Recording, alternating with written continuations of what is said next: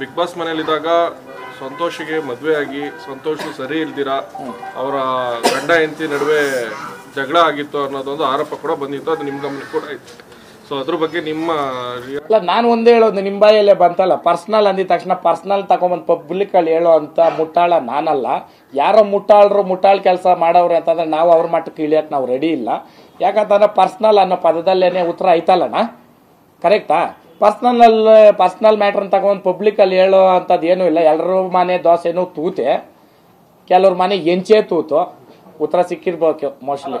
Big boss ಮನೆಯಲ್ಲಿದ್ದಾಗ ಸಂತೋಷಿಗೆ ಮದುವೆ ಆಗಿ ಸಂತೋಷ್ ಸರಿ ಇಲ್ದಿರಾ ಅವರ ಗಂಡ ಹೆಂಡತಿ ನಡುವೆ ಜಗಳ ಆಗಿತ್ತು ಅನ್ನೋದೊಂದು ಆರೋಪ ಕೂಡ ಬಂದಿತ್ತು. ಅದು ನಿಮ್ಮ ಗಮನ ಕೂಡ ಇತ್ತು.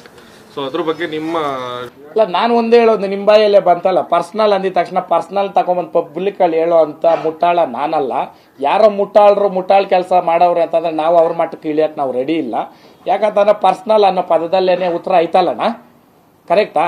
ಪರ್ಸನಲ್ ಮ್ಯಾಟ್ರನ್ನ ತಗೊಂಡು ಪಬ್ಲಿಕ್ ಅಲ್ಲಿ ಹೇಳೋ ಅಂತದ್ ಏನೂ ಇಲ್ಲ. ಎಲ್ಲರ ಮನೆ ದೋಸೆನೂ ತೂತೆ, ಕೆಲವ್ರ ಮನೆ ಎಂಚೆ ತೂತು. ಉತ್ತರ ಸಿಕ್ಕಿರ್ಬೇಕು ಮೋಸ್ಟ್ಲಿ.